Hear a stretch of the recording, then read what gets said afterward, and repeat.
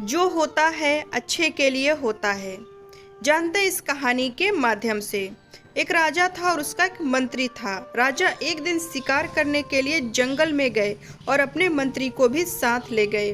राजा जब जंगल में गए तब उनको जंगल में चोट लग गई। तब मंत्री बोलता है कि राजा जो हुआ अच्छा हुआ।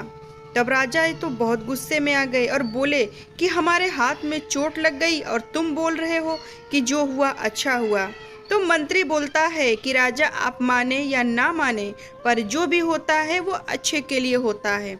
इस पर राजा क्रोधित हो गए और मंत्री को कारागार में बंद कर दिया। फिर राजा अपने शिकार पर निकल गए। जैसे ही वह जंगल में दूर निकल गए हिरण की तलाश में, तभी राजा को कबीले वालों ने घेर लिया और राजा को बलि के लिए ले जाने लगे। तो बड़ा परेशान हो गया राजा कि अब क्या करे, साथ में मंत्री भी नहीं है। अगर साथ में मंत्री होता तो हम किसी तरीके से बचकर वापस भी आ जा सकते थे, लेकिन मैं अकेला क्या करूं। तब राजा को बलि के लिए ले जाया गया। तब बलि का एक नियम होता है कि अगर जिसका भी बलि दिया जाता है, अगर उसके शरीर पर कहीं भी चोट का निशान हो तो उसका बलि नहीं दिया जाता। तो जब राजे के शरीर के चेक होने लगे तब कबीले वालों ने देखा कि राजा की उंगली में चोट लगी है।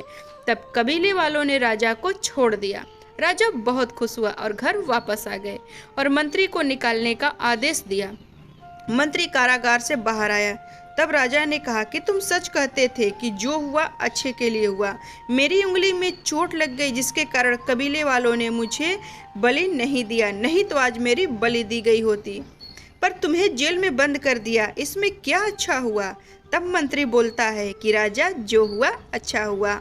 आपने हमें कारागार में बंद किया, यह भी बहुत अच्छा हुआ।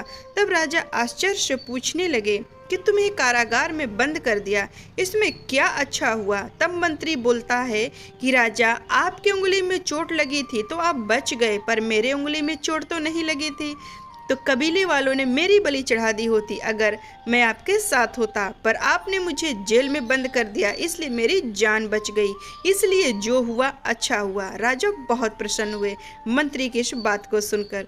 तो दोस्तों, देखा आप सब ने कि जिंदगी में जो कुछ भी होता है कारण हम सबको पता नहीं होता है, पर वह अच्छे के लिए होता है।